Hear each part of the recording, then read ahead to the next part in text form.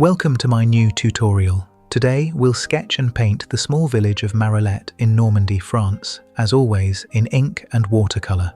These are the materials I use, with the corresponding links in the video description below, high quality and affordable.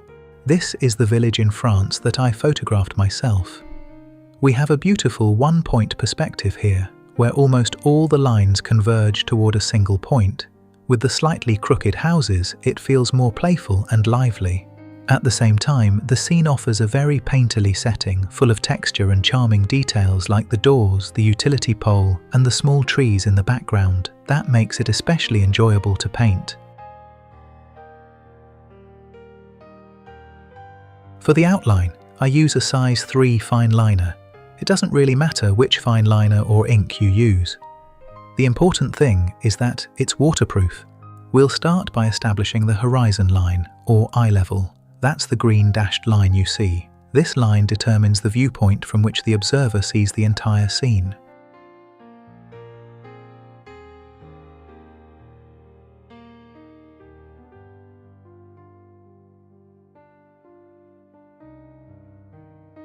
First, I'll sketch the basic shape and the outer outlines. Take a look at the photo on the left. I don't pre-measure everything. Instead, I simply focus on the proportions relative to one another. This takes practice, but it will come with time. Look at the left side of the house. The roof lines of the smaller buildings start just below the large roof on the left.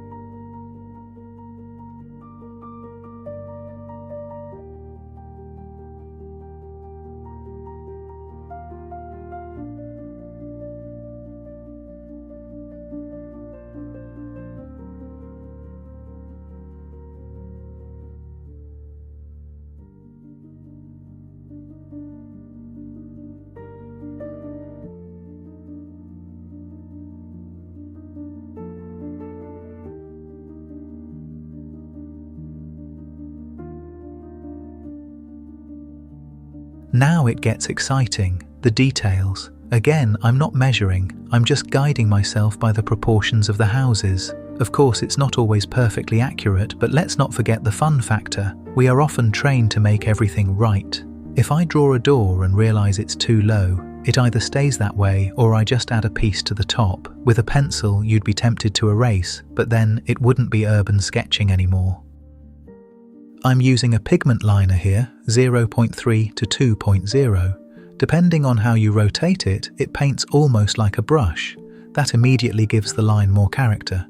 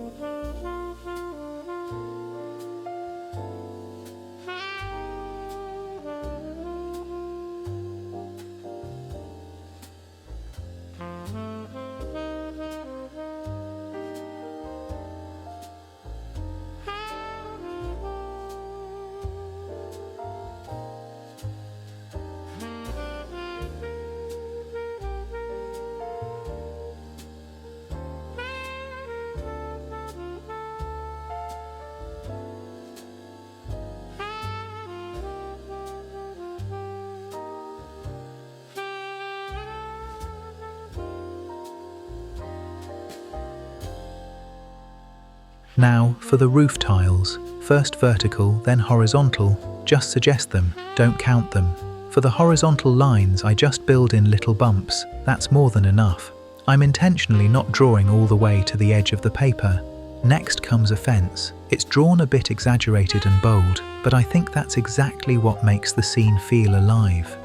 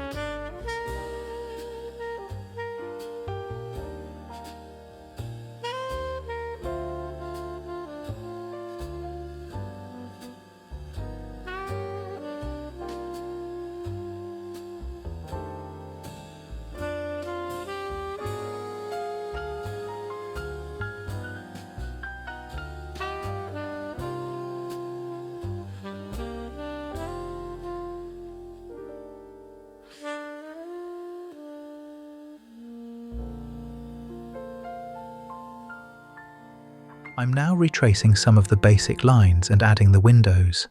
These roughly follow the perspective. In the photo, you can briefly see the horizon line in green and the vanishing point in white. My own standing point is that white dot at the very bottom.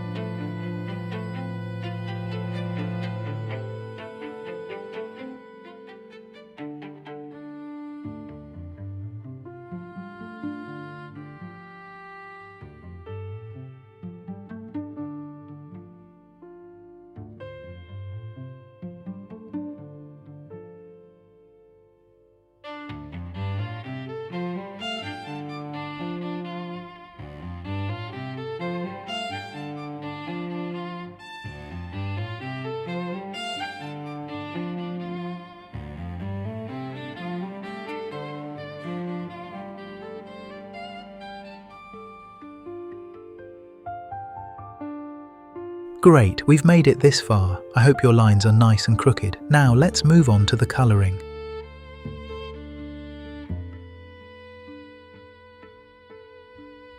Before we start, moisten your paints beforehand with a small spray bottle. This really activates the pigments. As always, you can see my colour palette with the numbers here. If you rotate this chart to the left, it matches the exact layout of the pans in my palette.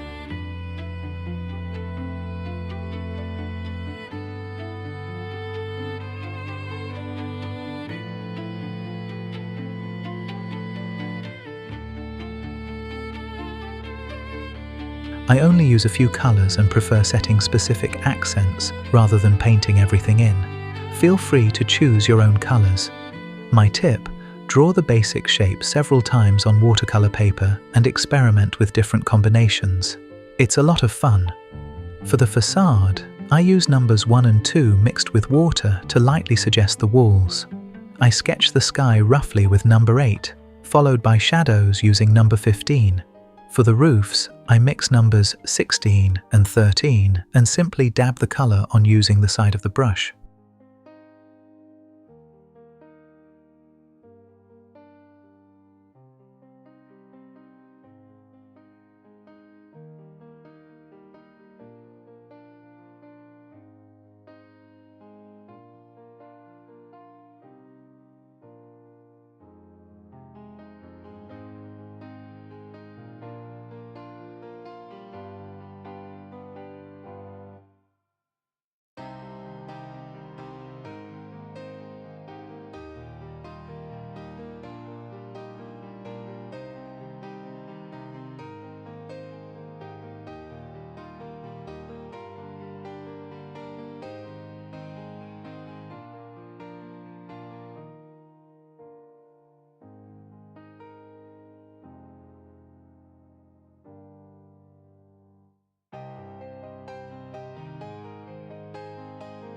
For the asphalt, I take number 14 and mix it directly into the well where number 8 was previously. I'm working very wet on wet here.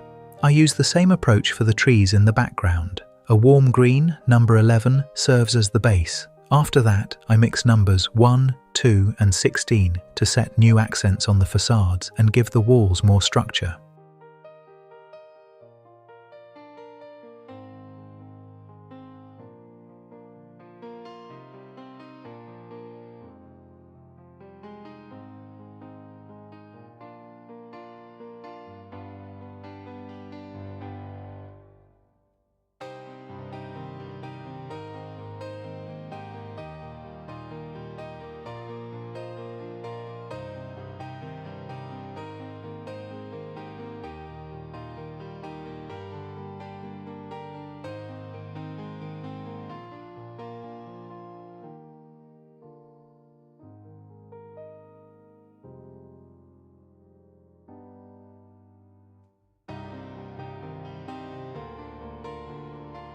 Back to the path.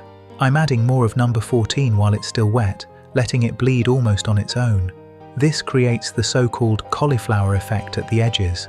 I'll be making a separate technical tutorial on that soon. Then the trees. I dab in number 10 at the bottom, since plants in the shade are usually darker. Above the trees, I dabbed away some green with a paper towel. By chance, this created a gap in the clouds that fits perfectly, so I kept it. With the Fineliner, I retrace the roof tiles and add individual stones as accents in the walls. Keep it playful. Finally, I add some light shadows and fine cross-hatching.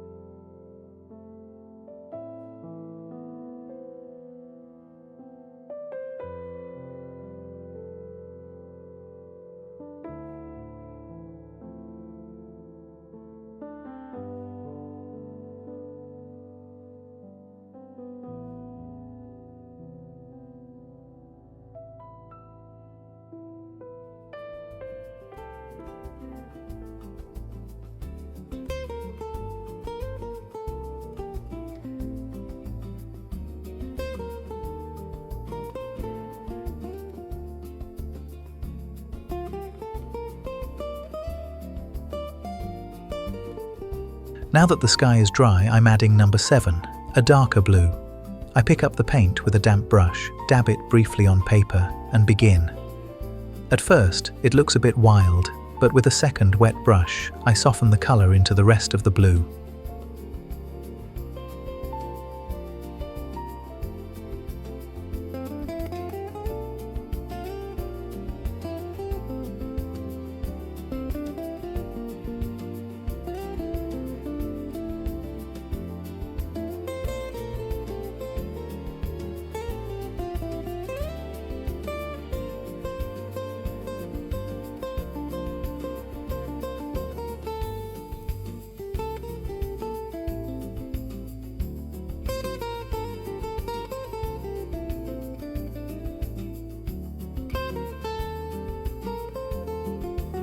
Finally, another layer of shadow with number 15.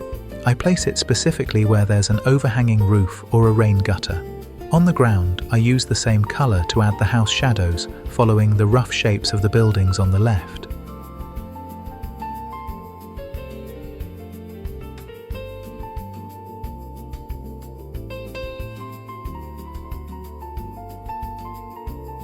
If you notice, the shadows in the original photo are actually in a completely different spot. In this sketch, I'm playing Weather God today and deciding where the sun stands myself.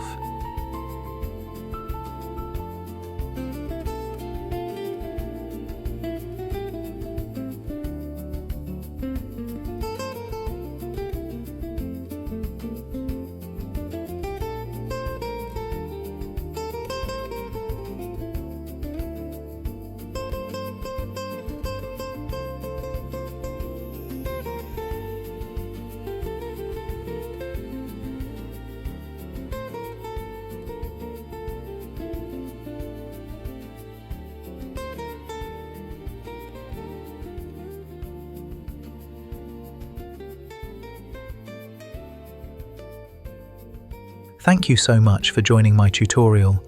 I hope I was able to share some helpful techniques with you and that you enjoyed the process. Please don't forget to like, comment and subscribe.